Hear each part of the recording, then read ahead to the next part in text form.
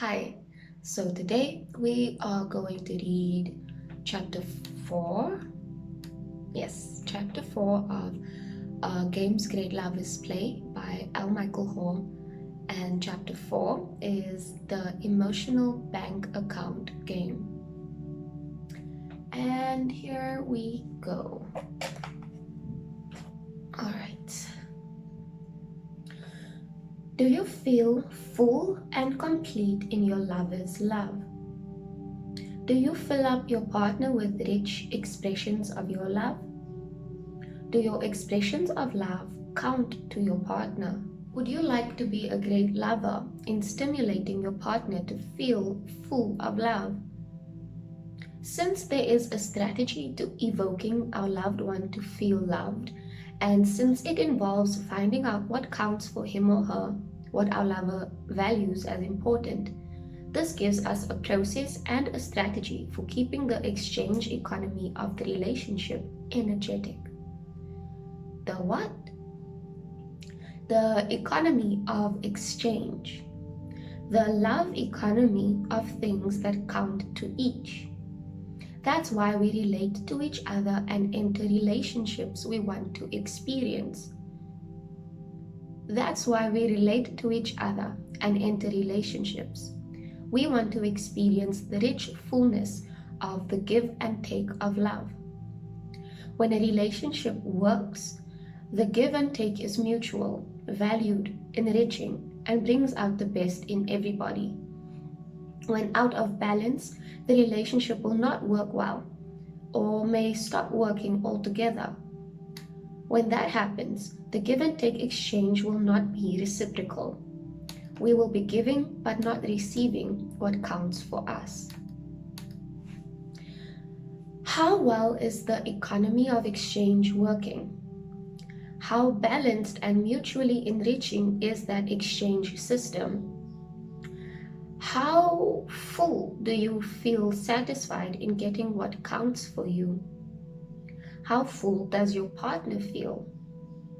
Are you getting the things that really count for you? Is there something that you would like to receive or like to give? Does your partner seem full and happy? The emotional bank account game. The nature of relationships as give and take interactions allows us to think of them in terms of our commerce with another, our accounting of how much investment we have made and are making, of depositing and withdrawing from our emotional bank account, etc. As a metaphor, an emotional bank account enables us to think and talk about things that are otherwise vague and intangible. Now we can speak about depositing relational wealth in each other's emotional bank account and making withdrawals of wealth from that same account. What comprises a deposit into your emotional bank account? What begins your love strategy? What counts in it? What enriches you? What triggers you to feel more loving, more respectful, more of who you are? Relational deposits typically consist of behaviors that induce a sense of trust, safety, care, kindness, courtesy, honesty, commitment keeping, etc. Withdrawals come from bad habits of showing disrespect, discourtesy, cutting off, overreacting, ignoring, being arbitrary, betraying trusts, threatening, etc. These are the things that cause us to quickly overdraw our account. If a large reserve of trusting behaviors is not sustained through continuing deposits, the relationship will deteriorate. Healthy relationships require constant deposits. Our accounts with those we relate to require constant investment to keep a positive balance. If we have made huge withdrawals, we may undo all the good we have done. Impatiently snapping, dumping on another, lying, betraying trust. These are ways that bankrupt relationships. Relational wealth in our emotional bank account. Relationships as give and take interactions work by what we invest in our loved one and by what we withdraw. While we have an emotional bank account with everybody we are in relationship with, this is especially true for our lover. How skilled am I in making emotional bank deposits with my lover? What emotional investments do I deposit with my partner? What emotional investments really count for me? What withdrawals do I make from my partner? How is it a withdrawal? What behaviors really make a withdrawal from me? So here is a list of deposits and a list of withdrawals. I'll go through the deposits first. Deposits. Little acts of courtesy or kindness. Cooperative and open. Honesty and truthful. Integrity. Listening without judgment. Positive in intent. Seeking to understand. Hearing out negative emotions. Recognizing others' values. Accepting in attitude. Tender and gentle. Affectionate. Express endearment or affirmation. Apologizes sincerely when wrong. Makes it safe or secure to communicate. Respectful of basic dignity. Patiently listens. Responds kindly or gently. Pays attention or interest. Thinks things through. Predictable and solid. Enhancing or empowering language. Asks or inquires. Holds voice down. Believes in the best in people. Withdrawals. Discourtesy or unthoughtfulness. Argumentative or closed. Dishonest. Lies, cover-ups. Disloyal. Judgmental or critical. Negative in perspective. Too busy or occupied to listen. Defensive in face of negatives. Unaware of what's important. Rejecting, critical. Rough, rude, cold, untouchable. No kind words. Can't be wrong, can't admit it. Pushes buttons, intimidates. Threatens. Disrespectful. Cuts off or won't take turns. Overreacts. Ignores. Arbitrary indecisions. Unpredictable.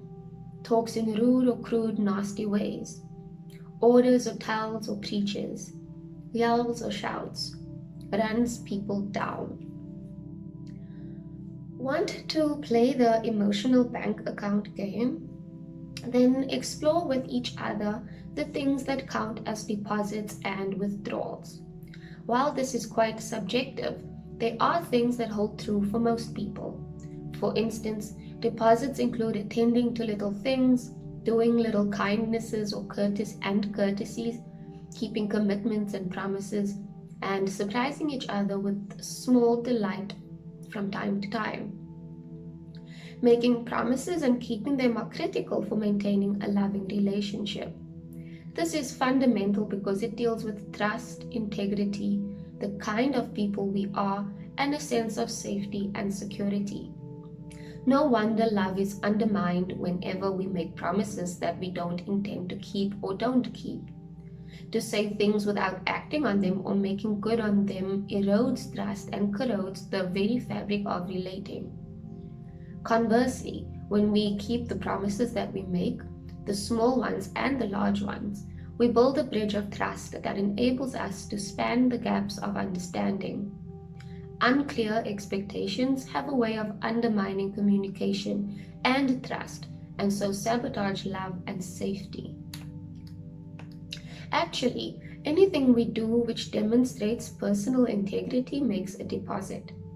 Integrity means that we are willing to do whatever it takes to make external reality conform to our words.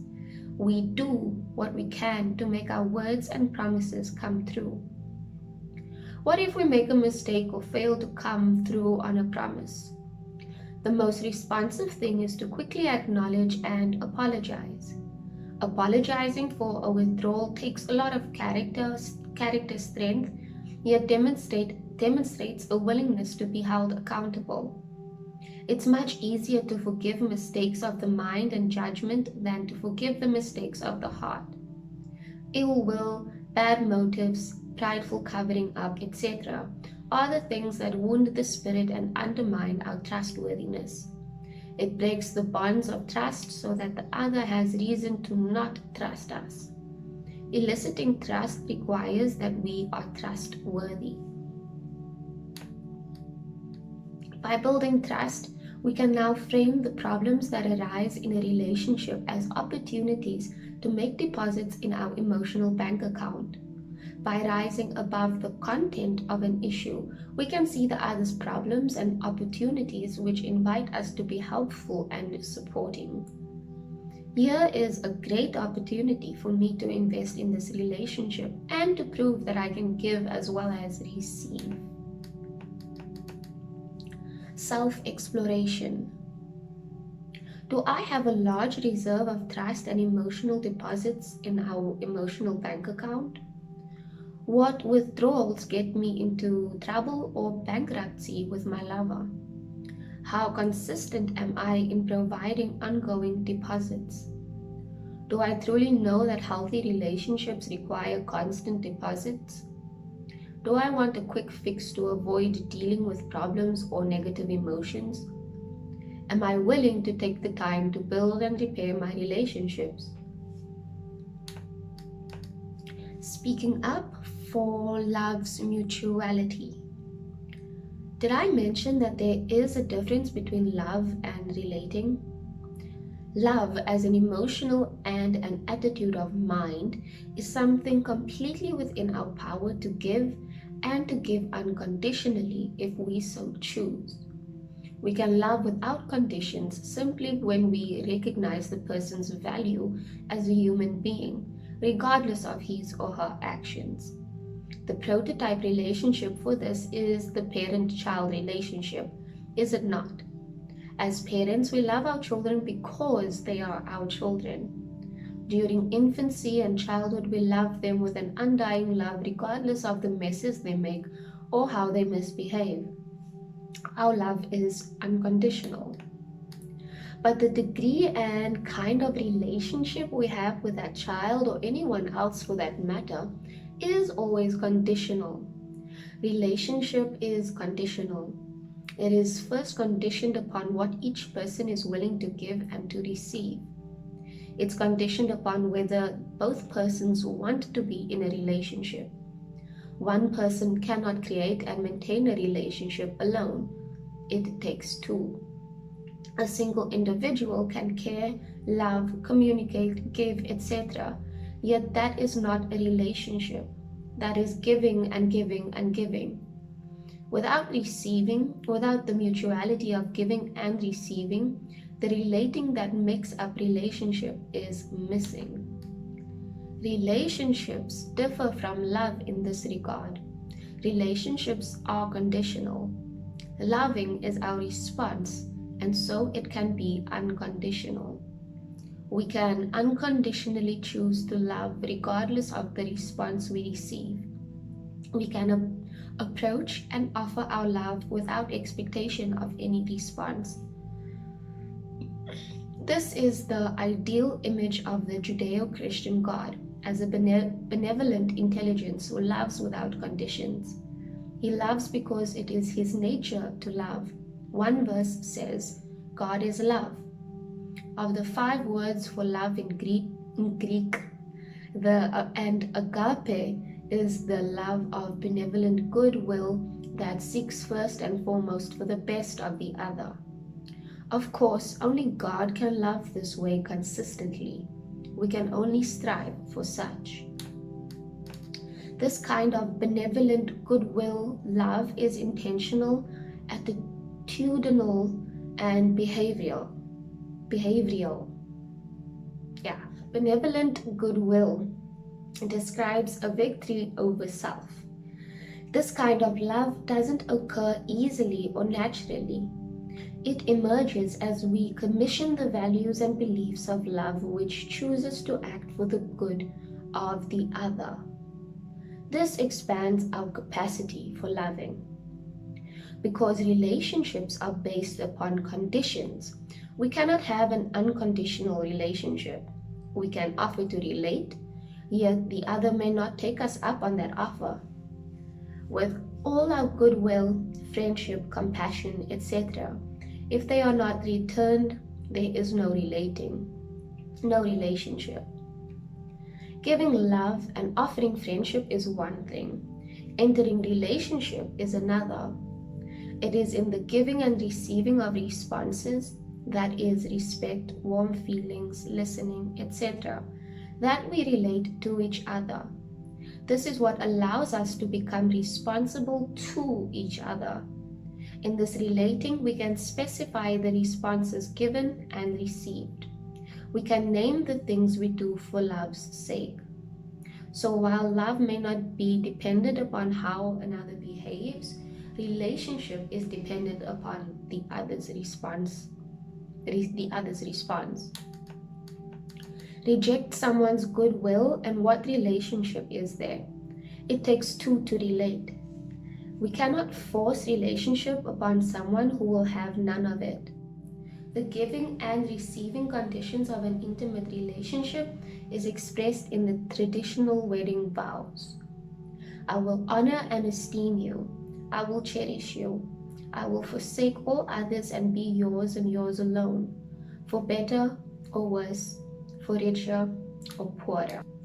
The intimacy a couple attains depends on how well each invests time and energy in making good on these vows. When we break the vows in small or big ways, we violate the conditions of the relating. This undermines the relationship. To be close, we need to view such violations seriously and develop our capacity for graciously confronting such. Knowing the relationship is conditioned on nurturing and cherishing each other and on patterns of respect, we recognize that interdependency means mutual accountability. To request no conditions, to let anything and everything go, to let another get by with neglect, abuse, or any unloving behavior does not indicate authentic love, but the lack of it. Interdependency and loving intimacy involve living with a mindfulness of consequences. We make ourselves mutually accountable to another for what we have promised. In this, love must be strong and tough enough so that we help each other live up to our promises. This highlights the importance of integrity, doing what we say, as a skill of love. Integrity is the strength of character that allows us not only feel love, but to act loving in the way we behave. Sentimentality doesn't work. As a pseudo-love, sentimentality is weak and excusing. The caretaking that loves too much rescues others from the consequences of their behaviors and actions, and in the long run destroys relationship. Our motive may be caring, yet these actions are not. Saving people from facing and coping with this reality cripples them. Such love is not fierce or robust enough for the work of love. It is one thing when someone can't take care of his or herself and asks for help. But when we are on a project of rescuing, saving, or caretaking, an entirely different dynamic is underway.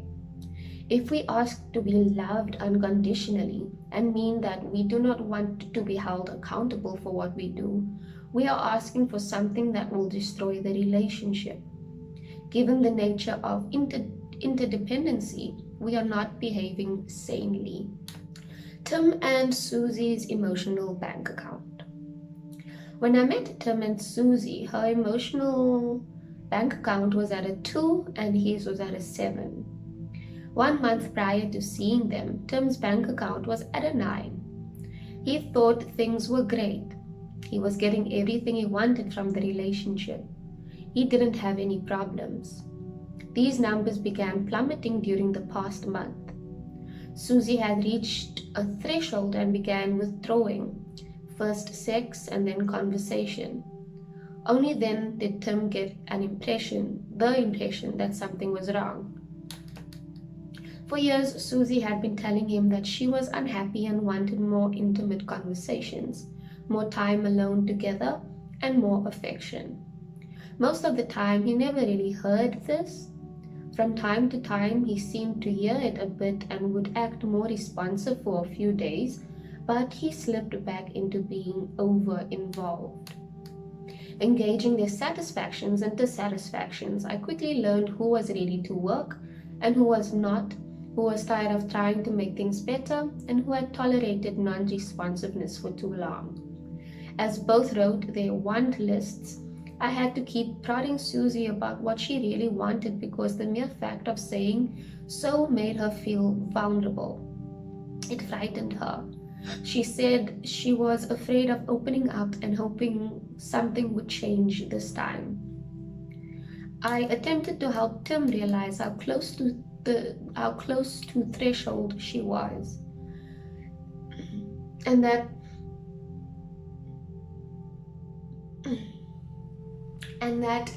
his integrity was absolutely crucial for sustaining love. What you say you will do, you have to come through, or it will create an even deeper wound. They made their lists and came for a session in which we exchanged them. As I took a list and handed it to him, I said, "Tim, here is a list that gives you the key to Susie's heart. If you want her to melt in your arms, these are the things that count. You don't have to do them, that's your choice. But if you love her and want to keep her, these are the things that make her feel valued and respected and admired and cared for." Tim dutifully began doing things on the list, things that Susie wanted. But within 2 days, he became distracted with things at work. It wasn't that he stopped doing them immediately, it was rather that he did them perfunctorily, as if just fulfilling an obligation. He put no passion or heart in them. First things were first, and for him, that meant his business, not his relationship. Susie sensed this, and for her, that was the final straw. Enough, she said inside herself, and filed the divorce papers, which she had filled out several months earlier. The limitation of the emotional bank account metaphor is that it is not just making deposits, but wanting to. Our attitude and spirit is a great deal of what we give and offer or deposit with the other. We feel loved and valued when the other gets excited at our excitement. When it is by obligation and rote performance, the spirit is missing, and this can undermine the bonding. Loving enough for there to be accountability. Does your love include accountability?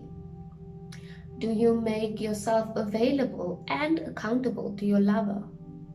Or do you want a free rein to do anything? Are you willing to give that same free rein to your loved one?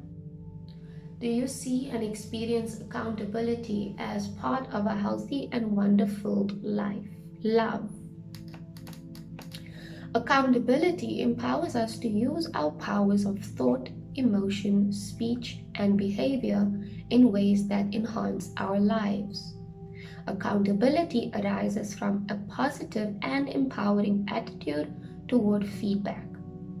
Through recognizing the significance of feedback as the fast track to mastery and excellence, we see being held accountable as a crucial secret of success.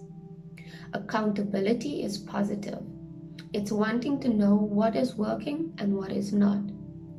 When we discover what is not working, that is a success. We know what to no longer do. Recognizing what does not work enables us to make judgments and focus on what does work. Accountability keeps us on target and focused. It keeps us real and authentic. It keeps us reality based. With accountability, it's harder to be seduced by deceptions or delusions, or to get out of touch with the real consequences of our actions. Accountability and mutuality. Relationships are conditioned upon the quality of our give and take exchanges. What describes a truly loving relationship? Holding ourselves accountable to how we are meeting each other's needs. It is the game of accountability that makes the relationship sustainable. That may be a bit abstract, so let me rephrase it in everyday language. It is always in my best interest to ensure that I'm doing my part in delighting, pleasing, pleasuring, and helping my lover to fully experience wonderful things. My long-term interest and well-being is supported when I'm held accountable for my part in the relating. For all that counts in her or his emotional bank account, I will do what I can so that my partner feels full. This can be challenging. It challenges our tendency to project our autobiographies and to suppose that what our loved one really wants and needs is what we think he or she wants or needs. This is where we can create the illusion of having a happy relationship when we don't, if we're not careful. Why? Because what counts to our loved one is what he or she says and feels counts. When we use our own strategy to understand our partner, we are seeking to meet him or her at our model of the world. So what counts? What our loved one says counts. Period. That's why we spend the time talking and listening.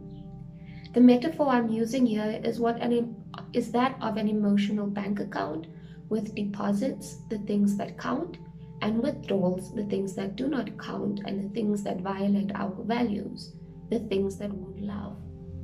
While many in the field of couple therapy use this metaphor, there are limitations to it.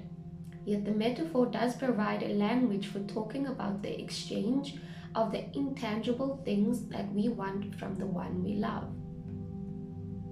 What counts in your emotional bank account? What counts as a deposit? How much of a deposit is it? What counts as a withdrawal? How much of a withdrawal is that behavior? Again, what builds up a person's emotional bank account with us is not what we believe is a deposit, but what the other says counts. If our lover doesn't interpret our effort to be loving or considerate as a deposit, if our lover doesn't interpret our effort to be loving or considerate as a deposit, but as a withdrawal, then it will work as a withdrawal, not a deposit. Lastly, since we are always growing and developing and changing, it is essential to update our emotional bank account list every 2 or 3 years to see where we are. Right, so as usual, I will attach the summary. I'll leave it there for you to read. Our next chapter is chapter 5, the self-disclosure game of love. And hopefully I'll be posting that one this week. So thank you so much for joining me. See you next time.